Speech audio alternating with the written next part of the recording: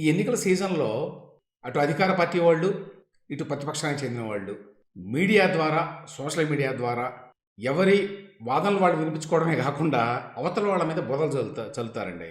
పేపర్‌లు చూస్తే మీరు ఆల్మోస్ట్ ఎవ్రీ డే అవతల పార్టీ మీద, అధికార పార్టీ వాళ్ళైతేనేమో అటు ప్రతిపక్షాల మీద అంటే చంద్రబాబు నాయుడు గారి మీద, లోకేష్ మీద, లేకపోతే పవన్ కళ్యాణ్ మీద ఏదో ఒకటి రాస్తా ఉంటారు. ఇటువైపు అధికార పక్షానికి వ్యతిరేకంగా ఉండేటువంటి పత్రికలైతే ఈనాడు, జ్యోతి ఇట్లాంటివి ప్రతిరోజు జగన్మోహన్ రెడ్డి మీద, ఆయన ప్రభుత్వం మీద, లేకపోతే ఆయన మీద ఉన్నటువంటి కేసుల మీద కొత్త కొత్త స్టోరీస్ ఎవ్రీ డే వేస్తారు. సో ఆ విధంగా ఆల్మోస్ట్ గత కొద్ది రోజులుగా జరుగుతోంది, మొదలైంది. ఇది ఎన్నికల వరకు కూడా మనం ఈ ధోరణి చూస్తామన్నమాట. ఇప్పుడు ఇవాళ ఎగ్జాంపుల్గా తీసుకుంటే ఈనాడు, జ్యోతిలో కొన్ని స్టోరీస్ అధికార పార్టీ మీద, సాక్షిలో చంద్రబాబు నాయుడు గారి మీద, లోకేష్ మీద, జనసేన టీడీపీ మీద కొన్ని స్టోరీలు. ఒకసారి వాటిని నేను ప్రస్తావిస్తానండి. ఈ ప్యాటర్న్ ఎట్లా ఉంటుందో అర్థం కావడానికి. ఈనాడులో ఇవాళ స్టోరీ ఏంటంటే జగన్మోహన్ రెడ్డి మీద చాలా కేసులు ఉన్నాయి కదా, ఆ కేసుల గురించిన ఒక స్టోరీ అనమాట. వాయిదాల వీరుడు, అవినీతి ధీరుడు అని చెప్పి. బేసికల్ ఇష్యూ ఏంటంటే జగన్మోహన్ రెడ్డి మీద ఇన్ని కేసులు ఉన్నాయి, అందరికీ తెలుసు. పాత కేసులు, ఈడీ కేసులు, సిబిఐ కేసులు. ఆ కేసులు ఏవి కూడా ఇంతవరకు అడుగు కూడా ముందుకు పడలేదు అనే దాని మీద ప్రధానంగా. సిబిఐ కేసుల్లో వాయిదాలే ఊపిరిగా జగన్. జగతి పబ్లికేషన్స్ కేసులో తాజాగా 381సారి వాయిదా. 381సారి ఒక్క కేసులో వాయిదా అండి. జగతి పబ్లికేషన్స్ అనేది ఒకటే కేసు. ఇంకా చాలా కేసులు ఉన్నాయి జగన్మోహన్ రెడ్డి గారి మీద.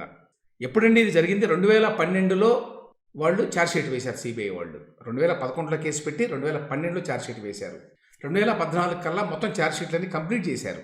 అప్పటి నుంచి ఇప్పటిదాకా ఆ కేసు యొక్క విచారణ మొదలు కాలేదండి. ఆ కేసులు అన్నీ కూడా సిబిఐ కేసులు 11, ఎన్ఫోర్స్మెంట్ డైరెక్టరేట్ కేసులు ఒక 9 ఉన్నాయండి ఆయన మీద. అంటే మొత్తం కేసులు 38 అని చెప్తారు, కానీ అందులో యాక్చువల్గా ఈ 19 కేసులే ఈ అవినీతికి సంబంధించిన కేసులు. మిగతావన్నీ కూడా ఈ ఎలక్షన్స్ సంబంధించి, ఈ ఎలక్షన్ కోడ్ని అతిక్రమించారు, ఇట్లాంటివి ఉంటాయి కదా, అటువంటి కేసులు అంతే.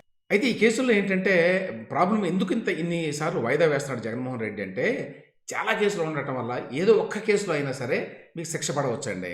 ఆ సెక్షన్లో అందులో సిబిఐ వాళ్ళు ఎట్లా పెట్టారు అంటే, ఆయనకి గరిష్టంగా 7 ఏళ్ళు జైలు శిక్ష పడడానికి అవకాశం ఉంటుంది ఈ కేసుల్లో. అందువల్ల 7 ఏళ్ళు కనుక జైలు శిక్ష పడేటువంటి కేసు ఏదైనా కనుక తీర్పు వస్తే అప్పుడు ఈయన మరి ఎన్నికల్లో పోటీ చేయడానికి, ముఖ్యమంత్రి అవ్వడానికి అనర్హుడవుతాడు. సో ఆ నేపథ్యంలో అనమాట ఈ వాయిదాలు వేసుకుంటూ పోవడం అనేది. సో ఎంత భారీత్వం జరుగుతోంది అనేది వీళ్ళు 381 సార్లు ఆయన సాగదీశాడు. ఈడీ కేసేమో 251 సార్లట వాయిదాలు పడినాయి. అంటే మరి జగన్మోహన్ రెడ్డి గారు ఎట్లా మేనేజ్ చేస్తున్నాడు లీగల్ సిస్టమ్ని. వీళ్ళు చాలాసార్లు చంద్రబాబు నాయుడు స్టేల మీద నడిపిస్తున్నాడు బండి అన్నట్టుగా మాట్లాడుతూ ఉంటారండి.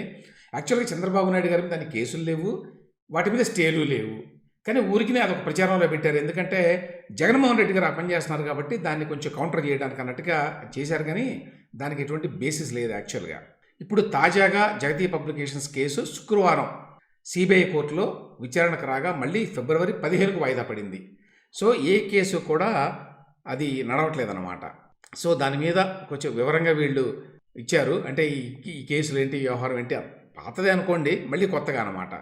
అయితే ఇందులో చెప్పుకోదగ్గ ఒక 2-3 విషయాలు ఏంటంటే, జగన్మోహన్ రెడ్డి గారు అసలు పైసా పెట్టకుండా వీటన్నిటికీ ఓనర్ అయ్యాడండి. అది ఇందులో ఉన్నటువంటి మెయిన్ విషయం. అది ఇన్ని కంపెనీలు ఏవైతే ఉన్నాయో, ఆ సాక్షి పబ్లికేషన్స్, సాక్షి పత్రికలు కానివ్వండి, టీవీ కానివ్వండి, అంటే జగతి పబ్లికేషన్స్, ఇందిరా టెలివిజన్ వాటి పేరు, అలాగే భారతీయ సిమెంట్స్ కానివ్వండి, మిగతా అన్ని కంపెనీలు నామమాత్రం పెట్టుబడి అయింది. ఎందుకంటే డబ్బులు లేవు ఆయన దగ్గర. అప్పట్లో 2004లో వైఎస్ఆర్ గారు ముఖ్యమంత్రి అయ్యే వరకు డబ్బులు లేవండి. 2004లో ఎన్నికల్లో పోటీ చేసే ముందు వైఎస్ఆర్ గారు, అంటే ఆయనకి డబ్బులు లేవంటే ఆయన కూడా అంతకుముందు ఎమ్మెల్యేగా ఉన్నాడు, చాలా పదవులు నిర్వహించాడు వైఎస్ఆర్ గారు. కాబట్టి ఏదో వాళ్ళు పరమ పేదరికంలో ఉన్నారని అర్థం కాదు. అయితే ఎన్నికల్లో నిలబడడానికి అవసరమైన మేరకు డబ్బులు లేవు అంతే. అందులో ఏమైందంటే రాజశేఖర రెడ్డి గారు అక్కడ అప్పట్లో రాయలసీమలో ఉండేటువంటి వ్యవహారాల వల్ల వాళ్ళు చాలామంది మెయింటైన్ చేయాలి కదా, కొంచెం ఆ ఫ్యాక్షన్ ముఠాలు ఇవన్నీ ఉండేవి, వాటిని మెయింటైన్ చేయడానికి డబ్బులు ఖర్చు అయ్యేవి. ఆయన చేసిన వ్యాపారాలు ఇవి కూడా పెద్దగా కలిసి రాలా. ఆయన ఏదో మినరల్స్, వెరైటీస్ అని ఒకటి చేసేవాడు ఆయన. దానికి తోడు కాంగ్రెస్లో ఆయనకు వ్యతిరేకులు చాలామంది ఉండేవాళ్ళు ముఖ్యమంత్రులు. అందువల్ల ఆ వ్యాపారాలు సక్రమంగా నడవాల. ఈ విధంగా ఆయన డబ్బులు ఖర్చు పెట్టుకుంటా వచ్చి ఆ వచ్చిన కొంచెం డబ్బులు కూడా ఖర్చు అయిపోయాయి. తర్వాత ఎన్నికలు పోటీ చేయడం కదా, చాలా ఎన్నికలు జరుగుతూ ఉండేవి. ప్రతి ఎన్నికల్లో పోటీ చేయాలి, ప్రతి ఎన్నికల్లో గెలవాలి కడపలో. సో ఆ కారణం చేత 2004 నాటికి ఆయన పీసీసీ ప్రెసిడెంట్గా ఉన్నప్పటి నాటికి డబ్బులు లేక ఆయనకి బంజారా హిల్స్లో ఉన్నటువంటి ఒక ఇల్లు ఉంది. ఆ ఇల్లు అమ్ముకోవడానికి సిద్ధపడ్డాడండి. అంటే ఇంకా గమ్మత్తు ఏమిటంటే ఆయన సిద్ధపడినట్టుగా పబ్లిక్‌కు కూడా తెలుసు ఆ రోజున. ఎందుకంటే అవి ఏదో గొడవలున్నాయి అక్కడ బంజారా ఇంటికి సంబంధించి. ప్రభుత్వానికి ఆ స్థలానికి సంబంధించి. దాని మీద అప్పటి ముఖ్యమంత్రి చంద్రబాబు నాయుడు ప్రభుత్వానికి జగన్మోహన్ రెడ్డి గారు ఒక లేఖ రాశాడు. నాకు పర్మిషన్ ఇవ్వండి అమ్ముకోవడానికని. ఎందుకంటే ఎన్నికలు వస్తున్నాయి కాబట్టి, డబ్బులు కావాలి కాబట్టి నేను అమ్ముకోవాలి, నాకు అవసరాలు ఉన్నాయని చెప్పి లెటర్ రాశారు. ఆ లెటర్ మూలంగా తెలుసు అందరికీ ఆయన. తర్వాత ఆ ఇంటిని వాళ్ళు అమ్మేసుకున్నట్టున్నారండి. ఇప్పుడు బంజారా ఇల్లు లేదనుకుంటున్నాను వీళ్ళ పేరు మీద. మరి ఏమైనప్పటికీ ఆ పరిస్థితుల్లో ఉన్నారు కాబట్టి జగన్మోహన్ రెడ్డి గారు ముఖ్యమంత్రి అయిన తర్వాత మనం డబ్బు బాగా సంపాదించాలి భారీగా అని చెప్పి నిర్ణయించుకున్నాడు. ఇబ్బందులు పడిన తర్వాత ఎవరికైనా తెలుస్తుంది కదా డబ్బు యొక్క ప్రాధాన్యత. సో ఆ కారణం చేత కొంచెం అడ్డగుగా చేశాడు అని. ఏంటంటే నామ మాత్రం పెట్టుబడి పెడతాడు, మిగతా వాళ్ళ అందరి చేత పెట్టుబడి పెట్టిస్తారు. కానీ 70% వాటా జగన్మోహన్ రెడ్డికి ఉంటుంది అన్ని కంపెనీల్లో. అది ఇక్కడ చెప్పుకోవాల్సిన విషయం. ఉదాహరణకి జగత్తులో 2012 మార్చి 31 నాటికి 1246 కోట్ల పెట్టుబడి ఉందంటండి. అందులో 1170 కోట్లు అంటే 94% బయట వ్యక్తులది. చూడండి, జగత్తులో వీరికి వచ్చిన వాటా మాత్రం 30%. అంత డబ్బులు పెట్టి మొత్తం 1246 కోట్లలో 1173 కోట్లు పెట్టింది బయట వాళ్ళు. కానీ వాళ్ళకేమో 30% అట. 94% పెట్టుబడి వాళ్ళది. 73 కోట్లు పెట్టుబడి పెట్టిన కార్మెల్ ఏషియా హోల్డింగ్స్, దానికి 70% ఇచ్చారు. ఆ కార్మెల్ ఏషియా హోల్డింగ్స్ అనేది జగన్మోహన్ రెడ్డిది. ఆ 73 కోట్లు కూడా ఆయనవే కాదు, అవి కూడా ఎక్కడెక్కడి నుంచో వచ్చినాయి. వాటి మీద కూడా చాలా కేసులు పెట్టారు. సో ఓవరాల్గా అది వాయిదాల వీరుడు, అవినీతి ధీరుడు అని చెప్పి. ఈ సందర్భంగా ఆయన ఎన్ని పెట్టాడు ఏంటి, ఎన్నిసార్లు వాయిదాలు వేయించుకున్నాడు అంటే కొన్ని వివరాలు ఏంటంటే, జగన్పై ఉన్న సెక్షన్లో 35 సెక్షన్లు పెట్టింది మొత్తం సిబిఐ వాళ్ళు. జగన్పై ఉన్న మొత్తం కేసులు 38, కానీ ఇంతకుముందు నేను చెప్పినట్టుగా సిబిఐ ఈడీ పెట్టినటువంటి కేసులు 19 జగన్ గారు డిశ్చార్జ్ పిటిషన్లు వేశాడండి. అంటే ఆయన మీద పెట్టిన రకరకాల కేసుల్లో ఈ కేసులో నాకు సంబంధం లేదు, నన్ను డిశ్చార్జ్ చేయండి అని వేస్తారు. తద్వారా మీరు కేసు యొక్క విచారణ డిలే చేయొచ్చు అనమాట. అట్లా జాప్యం చేయడానికి వీలుగా డిశ్చార్జ్ పిటిషన్లు వాడుకుంటారు. అదొక అవకాశం అనమాట కోర్టుల్లో. సో ఆ విధంగా జగన్మోహన్ రెడ్డి గారు 54 డిశ్చార్జ్ పిటిషన్లు వేశాడండి. ఇక అనేక విషయాల్లో దీన్ని మీరు ఈ కేసును విచారిస్తోంది కింద కోర్టు, ఇది కరెక్ట్ కాదు, మీరు స్టే ఇవ్వండి అనుకుంటే పైకోర్టుకి వెళ్తారు కదా. ఆ విధంగా 158 స్టేలు తెచ్చుకున్నారండి జగన్మోహన్ రెడ్డి గారు ఆయన కేసుల్లో. అదేవిధంగా కోర్టులో హాజరు కావాలి ఈయన. అట్లా హాజరు కాకుండా ఉండటానికి ప్రతిసారి ఒక పిటిషన్ వేసుకోవాలి. నాకేదో పని ఉంది, నాకేదో అత్యవసర వ్యవహారం ఉంది, నేను రాలేను అని చెప్తారు కదా. ఆ విధంగా 320 పిటిషన్లు వేసుకున్నారు, నేను హాజరు కాలేను అని చెప్పి. ఆ తర్వాత మొత్తానికి జడ్జి గారి దగ్గర నుంచి అసలు హాజరు కావాల్సిన అవసరమే లేదని ఒక ఆర్డర్ తెచ్చుకున్నారండి. అప్పటి నుంచి హాజరు కావడం అలా ముఖ్యమంత్రి అయిన తర్వాత. అది ఈ సందర్భంగా యువతల వైపు ఏం చేస్తారు అనేది కూడా చూద్దామండి. యువతల వైపు అంటే సాక్షి వాళ్ళు ఏ విధంగా అయితే ఈనాడు ఈ స్టోరీ రాసిందో అదేవిధంగా ఎవ్రీడే సాక్షిలో ఏదో ఒకటి వస్తుందన్నమాట. ఇందులో ఇవాళ స్టోరీలు ఏంటంటే, లోకేశం మాకొద్దు, పరువు పోతోంది అని చెప్పి తమ్ముళ్ళ గగ్గోలంట. లోకేష్ మీద ఒక స్టోరీ అనమాట. ఇవన్నీ పాత చింతకాయ పచ్చడి అండి. అంటే ఏం కొత్తగా దొరక పాపం సాక్షి వాళ్ళు ఏం చేశారంటే, అంటే ఇప్పుడు ఈనాడు వాళ్ళు ఏ విధంగా అయితే పాత జగన్మోహన్ రెడ్డి గారి కేసులన్నీ పెట్టి రాశారో, నిజానికి ఇప్పటి వ్యవహారాలు బోళ్ళని రాయొచ్చు, కానీ మళ్ళీ పాతది ఒకసారి గుర్తు చేయడానికి జగన్మోహన్ రెడ్డి గారి మీద కేసుల గురించి రాశారు స్టోరీ. అదేవిధంగా వీళ్ళు లోకేష్ మీద గతంలో ఉన్నటువంటి ట్రోలింగ్ ఏదైతే ఉందో ఆ ట్రోలింగ్ని తీసుకొని మళ్ళీ అదే విధంగా ఒక స్టోరీ రాశారు. ఆయన ప్రసంగాలు, వ్యవహార శైలి బాగాలేదని ఆందోళన. అందుకే వ్యూహాత్మకంగా పాదయాత్ర తర్వాత లోకేష్ పర్యటనలకు చంద్రబాబు చెక్ అట్ట. రా కదలరా, జయహో బీసీ వంటి ముఖ్య కార్యక్రమాలకు దూరం, మంగళగిరికే పరిమితపై అప్పుడప్పుడు లోకల్గా చక్కర్లు అనే ఒక స్టోరీ. తెలుగుదేశం పార్టీకి లోకేష్ తలనొప్పి పట్టుకుంది. ఆ పేరు వింటేనే ఆ పార్టీ నేతలు బెంబేలెత్తిపోతున్నారు.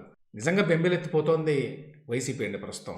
వాస్తవం ఏంటంటే, వీళ్ళు ఇన్ని స్టోరీలు రాసి పాదయాత్ర అటర్ ఫ్లాప్ అని కూడా రాశారు. ఇందులో పాదయాత్ర అటర్ ఫ్లాప్తో కనువిప్పు. 2 పాయింట్లు అండి. పాదయాత్ర అటర్ ఫ్లాప్ కనుక అయితే, లేకపోతే పాదయాత్ర సక్రమంగా జరగకపోయి ఉంటే అన్నిసార్లు అన్ని అడ్డంకులు క్రియేట్ చేసిన అవసరం జగన్మోహన్ రెడ్డి గారి ప్రభుత్వానికి ఉండేది కాదు. మీరు అడ్డంకులు క్రియేట్ చేశారంటేనే మీరు భయపడుతున్నారని అర్థం. ఆ తర్వాత యాక్చువల్గా లోకేష్ గారి యొక్క లోపాలు చాలా ఏవైతే ఉన్నాయో వాటన్నిటినీ సరిదిద్దుకొని నాయకుడిగా ఎదగడానికి తోడ్పడింది జగన్మోహన్ రెడ్డి గారండి. ఆయన పెట్టినటువంటి ఇబ్బందులు, ఆయన నేర్పినటువంటి కష్టాలే యాక్చువల్గా లోకేష్ని నాయకుడిగా తీర్చిదిద్దని అనే మాట వాస్తవం. నిజంగానే లోకేష్ అంతకుముందు వీళ్ళు చెప్పినట్టుగా ఆయనకి ప్రసంగాలు చేయడం సరిగ్గా వచ్చేది కాదు, ఆయన వ్యవహార శైలి అంత బాగా ఉండేది కాదు, బాడీ లాంగ్వేజ్ సరిగ్గా ఉండేది కాదు, అవగాహన లేదు అనేటువంటి విమర్శలు ఉండేవి. వీటన్నింటినీ కూడా అధిగమించడానికి జగన్మోహన్ రెడ్డి పెట్టినటువంటి ఇబ్బందులు, కష్టాలు, అడ్డంకులు, అవరోధాలు అనేక రకాలుగా వ్యక్తిగతంగా అతన్ని ట్రోల్ చేయడమే కాదండి, ఆ తర్వాత చంద్రబాబు నాయుడు గారిని అరెస్ట్ చేసినప్పుడు ఆయన పడినటువంటి ఇబ్బందులు ఉంటాయి కదా, ఇవన్నీ కూడా అతనిలోని నాయకత్వ ప్రతిభని వెలికితీసినాయి నిజం చెప్పాలి అంటే. తనకి తాను తన వ్యక్తిత్వానికి పదును పెట్టుకోవడానికి జగన్మోహన్ రెడ్డి గారు తోడ్పడ్డారు. ఒక రకంగా చెప్పాలి అంటే చంద్రబాబు నాయుడు గారు జగన్మోహన్ రెడ్డి గారికి రుణపడి ఉన్నాడండి. ఏ విధంగా రుణపడి ఉన్నాడంటే, ఎంతైనా కూడా కొడుకు కాబట్టి లోకేష్ కొంత రాణించాలి రాజకీయంగా, అతను ఎదగాలి అని చెప్పి ఆయన కోరుకుంటాడు. అయితే ఆయన ఎక్స్పెక్టేషన్స్కి తగ్గట్టుగా లోకేష్ ఎదగలేదు అనేటువంటి భావన ఆయనకి బాగా ఉండేదండి. ఆ నేపథ్యంలో జగన్మోహన్ రెడ్డి పెట్టినటువంటి ఇబ్బందుల వల్ల లోకేష్లో ఆ కసి పెరిగి, దానివల్ల అతను తనను తాను ట్రాన్స్ఫార్మ్ చేసుకోవడానికి తగిన పరిస్థితులు కల్పించాడు జగన్మోహన్ రెడ్డి. ఆయన ప్రభుత్వమే కల్పించింది. అటు తెలుగుదేశం పార్టీగా కానివ్వండి, లేకపోతే వ్యక్తులుగా కానివ్వండి, కుటుంబంగా కానివ్వండి, వాళ్ళని పెట్టినటువంటి ఇబ్బందులు మామూలు ఇబ్బందులు కాదు. వాళ్ళ మీద చేసిన ప్రచారం మామూలు ప్రచారం కాదు. తీవ్రమైనటువంటి ట్రోలింగ్ చేశారు, ఎగతాళి చేశారు, హేళన చేశారు. వీటన్నిటిలోంచి కసి పెరిగి లోకేష్ ఇవాళ హెస్ కమ్ ఆఫ్ ఏజ్. ఇవాళ అందరికీ తెలుసు, అందరూ ఒప్పుకుంటారు అండ్ ఇంకా హెస్ మైల్స్ టు గో అంటారు కదా ఇంగ్లీష్లో. అండ్ ఇంకా చాలా ప్రయాణం చేయాల్సి ఉంది, కానీ ఇప్పటికిప్పుడే గొప్ప నాయకుడు అయిపోయాడు లోకేష్ అని కాదు. కాకపోతే లోకేష్ ఇవాళ ఒక గుర్తింపు పొందిన నాయకుడిగా, చాలా గట్టి నాయకుడిగా, చాలా కాన్ఫిడెన్స్ పెరిగిన నాయకుడిగా ఇవాళ ఆ గుర్తింపు పొందాడు, అందులో డౌట్ లేదు. అతను కాన్ఫిడెన్స్ కనిపిస్తోంది ఇవాళ. Is now able to manage the entire party. Chandrababu Naidu గారు లేనప్పుడే చేశాడు, ఇప్పుడు కూడా అతని యొక్క హోల్డ్ పెరగడానికి పరోక్షంగా జగన్మోహన్ రెడ్డి మరి తోడ్పడ్డాడు. ఈ మధ్యకాలంలో 2-3 ఆర్టికల్స్ నేషనల్ మీడియాలో కూడా వచ్చినాయండి. హిందుస్థాన్ టైమ్స్లో మొన్నే ఒక ఆర్టికల్ వచ్చింది, ద వైర్ పత్రికలో వచ్చింది.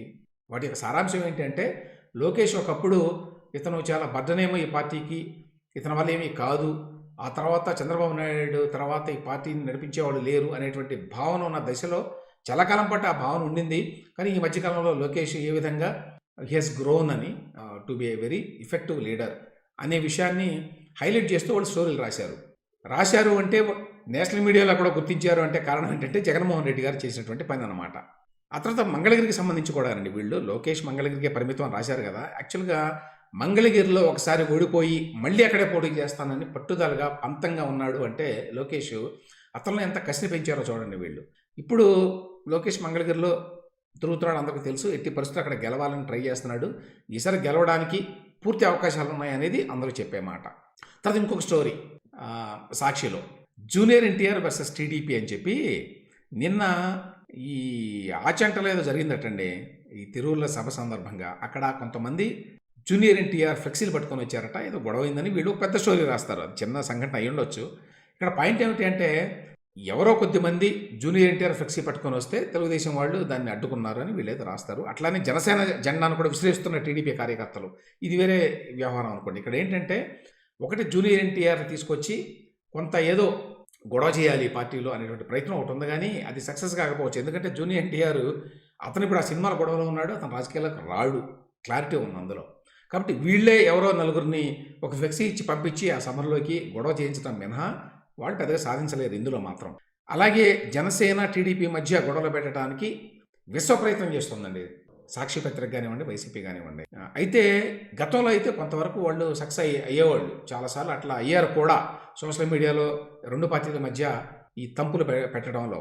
అయితే ఈ మధ్యకాలంలో ఏమైందంటే, పవన్ కళ్యాణ్ కొంత క్లారిటీగా ఉండటం వల్ల అతను ఈసారి ఎట్టి పరిస్థితుల్లో కూడా కలిసి పోటీ చేసి గెలవకపోతే సీట్లు జనసేన పార్టీకి, తన రాజకీయ జీవితానికి కూడా ఇది చాలా ప్రమాదం అని చెప్పి గ్రహించి చాలా గట్టిగా ఉన్నాడు ఆ విషయంలో. ఎవరైనా టీడీపీతో పొత్తును వ్యతిరేకించిన పార్టీలో చాలా గట్టిగా ఇష్టమైతే ఉండండి, లేకపోతే వెళ్ళిపోండి అని మొహం మీదనే చెప్పేస్తున్నాడు. దాంతో ఆ వ్యతిరేకత, ఆ రణగుణ ధ్వనులు కొంచెం తగ్గిపోయినాయి ఈ మధ్యకాలంలో జనసేనలో. ఎందుకంటే పవన్ కళ్యాణ్కి ఇంత క్లారిటీ ఉన్న తర్వాత ఇష్టమైతే ఉండండి, లేకపోతే లేదు అనేటువంటి మాట వరకు వెళ్ళాడు అంటే ఇక తప్పదు అని. అయినా కూడా సహజంగా సాక్షి తన ప్రయత్నం తను చేస్తూ ఉంటుంది. ఏంటంటే, ఇక్కడ జూనియర్ ఎన్టీఆర్ వర్సెస్ టీడీపీ అని, అలాగే ఆచంటలో జనసేన జెండాను విసిరేస్తున్న టీడీపీ కార్యకర్తలు అని చెప్పి ఒక స్టోరీ రాసుకున్నారు. అదేవిధంగా ఉభయ గోదావరి జిల్లాల్లో పెద్ద ప్రమాదం ఇప్పుడు because of Janasena TDP alliance. దానిని దెబ్బకొట్టడానికి ఈ గోదావరి జిల్లాల్లో ఏదో ఒకటి చేయాలి, ఇక్కడ ఏదో నిప్పు రాజేయాలని కొంత ప్రయత్నం కూడా చేస్తున్నారు వాళ్ళు, అంటే వాళ్ళ కూడా పార్టీ ప్రయోజనాల దృష్ట్యా. సో ఉభయ గోదావరిలో చంద్రసేన అంటే చంద్రబాబు నాయుడు జనసేన సిగపట్లు, దేశం జనసేన పొత్తుల పితలాటకం వర్గ విభేదాలతో ఎడమొహం పెడమొహం. నిజంగా ఎడమొహం పెడమొహం ఉంటే సంతోషించేది వైసీపీ నాయకత్వం. అది లేదు కానీ అట్లా ఉండాలని వీళ్ళ కోరిక అనమాట. దీనికి సంబంధించి వీళ్ళు చాలా డీటెయిల్గా రాశారండి స్టోరీ మాత్రం. అంటే ప్రతి చోట ఉమ్మడి తూర్పుగోదావరి జిల్లాలో కాకినాడ జిల్లా జగంపేట టీడీపీలో గొడవలు, జ్యోతుల్ నెహ్రూ ఎవరో పాటన్ శెట్టి సూర్యచంద్రరావు అట జనసేన ఇన్ఛార్జి, గొడవలు ఉన్నాయి వాళ్ళ మధ్య. పిఠాపురం అక్కడ కూడా అంతే, ఏదో గొడవలు ఉన్నాయి. కాకినాడ రూరల్, కాకినాడ సిటీ అక్కడ ముత్తా శశిధర్ జనసేన ఇన్ఛార్జి అంట, టీడీపీ నుంచి మాజీ ఎమ్మెల్యే వనమాడి కొండబాబు వాళ్ళిద్దరూ కొట్టుకుంటున్నారు. తూర్పుగోదావరి జిల్లాలో రాజమహేంద్రవరం రూరల్, రాజానగరం సెగ్మెంట్లో కూడా గొడవలు. ఈ విధంగా అమలాపురంలో, రాజోల్లో, ముమ్మిడివరంలో, కొత్తపేటలో ఇంకా చాలా డీటెయిల్గా ఇచ్చారండి. ఉమ్మడి పశ్చిమ గోదావరిలో కొవ్వూరు, ఏలూరు, కైకలూరు, ఉంగుటూరు, పోలవరం, నరసాపురం, తణుకు, నిజవీడు అన్ని చోట్ల కూడా గొడవలు అవుతున్నాయట. నిజంగా గొడవలు అయితే వైసీపీకి మంచిదే. ఎంతో కొంత గొడవలు అవుతాయి, అసలు అవ్వని కాదు, కానీ ఎంతో కొంత ఉంటుంది కదా. అక్కడ అందరూ ఎక్స్పెక్ట్ చేసేవాళ్ళు ఉంటారు, టికెట్లు కావాలని చెప్పి ఆయా పార్టీల నుంచి, ముఖ్యంగా జనసేన నుంచి, లేక టీడీపీ నుంచి కూడా. ఇప్పుడు దాని పొత్తులో జనసేనకి వెళ్ళొచ్చు, టీడీపీకి వెళ్ళొచ్చు. అందువల్ల కొంత ఆ సెగపట్లు ఉంటాయి. కానీ వైసీపీ వాళ్ళు, సాక్షి వాళ్ళు చెప్పిన స్థాయిలో అయితే ప్రస్తుతానికి లేవండి. నెక్స్ట్ కుప్పం మీద ఒక స్టోరీ, మంచి స్టోరీ వచ్చిందండి. ఇది హిందూ పత్రికలో. YSRCP targets Kuppam as Naidu eyes 1 lakh majority on home turf. కుప్పంలో ఎట్లయినా చంద్రబాబు నాయుడిని ఓడించాలని చెప్పి వైఎస్ఆర్సీపీ చాలా తీవ్రమైన ప్రయత్నాలు చేస్తూ వస్తోంది. గతంలో చాలా చేసిందండి. స్థానిక ఎన్నికల సందర్భంగా అక్కడ పెద్దిరెడ్డి రామచంద్రారెడ్డి ఆధ్వర్యంలో చాలా చేశారు. ఏదో విధంగా ఇక్కడ కుప్పంలో దెబ్బ కొడితే తెలుగుదేశం పార్టీ మొత్తం కుప్పకూలిపోతుంది అనేది వాళ్ళ ఉద్దేశం. అయితే వీళ్ళు ఏమంటారంటే ఇక్కడ అది అంత ఈజీ కాదు, అనేక రకాల పరిస్థితుల వల్ల. ఇప్పుడు కుప్పంలో ఉన్న పరిస్థితులు చూస్తే ఈసారి చంద్రబాబు నాయుడు గారిని అక్కడ మళ్ళీ ఓడించడానికి చేస్తున్న ప్రయత్నాలు ఏమాత్రం కూడా సఫలం అయ్యేటువంటి అవకాశం లేదు అనేది హిందూ కథనం. చంద్రబాబు నాయుడు గారు అక్కడ 7 సార్లు గెలిచారండి. 1989, 94 ఎన్నికల్లో మినహా మిగతా అన్ని ఎన్నికల్లో కూడా చంద్రబాబు నాయుడు గారు కనీసం కుప్పం విజిట్ కూడా వెళ్ళాల, ఎన్నికల ప్రచారం చేయాల. అక్కడ స్థానికంగా ఉండేవాళ్ళు ఆయన నామినేషన్ కూడా వేశారు. అయినా కూడా ఆయన భారీ మెజారిటీతో గెలిచాడు అనే విషయాన్ని కూడా వీళ్ళు పాయింట్అవుట్ చేశారు. దానితో ఈ మధ్యకాలంలో చంద్రబాబు నాయుడు గారిని అరెస్ట్ చేయడం వల్ల అక్కడ తీవ్రమైనటువంటి నిరసన వచ్చింది కుప్పంలో. అంతకుముందు కొంత వైసీపీ వాళ్ళు కొంత ఇన్రోడ్స్ అందులోకి చేయగలిగారు, అంటే కొంత మద్దతు సాధించడానికి వాళ్ళ ప్రయత్నాలు కొంతవరకు సఫలమైనవి. కానీ ఎప్పుడైతే చంద్రబాబు నాయుడు గారిని అరెస్ట్ చేశారో అప్పటి నుంచి కూడా అక్కడ బాగా మార్పు వచ్చింది. కుప్పం అనేది మరి అప్పుడు 89లో చాలా వెనకబడిన ప్రాంతం, మారుమూల ప్రాంతం, ఏమాత్రం అభివృద్ధికి నోచుకున్న ప్రాంతం. అటువంటి దాన్ని మరి ఎంతో ట్రాన్స్ఫార్మ్ చేశాడు చంద్రబాబు నాయుడు గారు. ఎప్పుడో అసలు ఇజ్రాయెల్ టెక్నాలజీ, ఇరిగేషన్ మెథడ్స్ ఇవన్నీ విన్నప్పుడే, మైక్రో ఇరిగేషను ఇప్పుడు అంటారు కదా, ఆ చొక్కల సేద్యం ఇట్లాంటివన్నీ కూడా అప్పుడే ఆయన ఇజ్రాయెల్ నుంచి టెక్నాలజీ పట్టుకొచ్చి మైక్రో ఇరిగేషన్ ఇవన్నీ కూడా కుప్పంలో పెట్టాడు. చాలా అభివృద్ధి చేశారు అక్కడ తెలుగుదేశం ప్రభుత్వంలో. సహజంగానే ముఖ్యమంత్రి కాన్స్టిట్యున్సీ కాబట్టి ఇంత అభివృద్ధి జరిగిన తర్వాత ఈయన వదులుకోవడానికి కుప్పం ప్రజలు సిద్ధంగా ఉండరు. కాబట్టి ఆయన ఎట్టి పరిస్థితుల్లో గెలుస్తాడు అని చెప్పి అక్కడ లోకల్ చెప్తున్నారని చెప్పి ఒక స్టోరీ ఇది హిందూలోనండి. తర్వాత నిన్న స్టోరీ ఏంటంటే నారా లోకేష్ కుటుంబ సభ్యులతో సహా, భార్యా బిడ్డలతో సహా, తల్లితో సహా మంగళగిరిలో అనేక ఆలయాల సందర్శన చేశాడు అని. ఈ సందర్భంగా చెప్పుకోవాల్సింది ఏంటంటే మంగళగిరిలో చాలా గట్టిగా ఫోకస్ చేసి వర్క్ చేస్తున్నాడండి. దాదాపు అన్ని వర్గాల్ని కలుస్తున్నాడు ఈ మధ్యకాలంలో. మంగళగిరిలో కొంచెం పేరున్న కుటుంబాలను కూడా వ్యక్తిగతంగా కలిశాడు. అంటే ఎంత పట్టుదలతో ఉన్నాడో చూడండి. దానికి తోడు ఆళ్లరామకృష్ణారెడ్డి గెలవడు ఈసారని చెప్పి ఒక నిర్ణయానికి వచ్చి జగన్మోహన్ రెడ్డి అక్కడ క్యాండిడేట్ని మార్చి గంజి చిరంజీవిని కూడా పెట్టినా కూడా ఈసారి నారా లోకేష్ గెలుపుని మంగళగిరిలో ఆపడం బహుశా వైసీపీకి సాధ్యం కాకపోవచ్చు అండి. అంటే ఆయన ఏదో ఆలయాలకి తిరుగుతున్నాడు అని కాదు, అక్కడ చాలా బలంగా పకడ్బందీగా ఒక ప్రణాళిక ప్రకారం మంగళగిరిలో అన్ని వర్గాలని కూడా ఆకట్టుకోవడానికి చాలా కాలంగా గ్రౌండ్ వర్క్ చేస్తున్నాడు లోకేష్. దానివల్ల చాలా ఫలితాలు కనిపిస్తున్నాయి. కాబట్టి ఈసారి మంగళగిరిలో నారా లోకేష్ గెలుపుని ఆపటం సాధ్యమయ్యే విషయం కాదు. ఇవి ఇవాల్టి వార్తలు, విశ్లేషణ.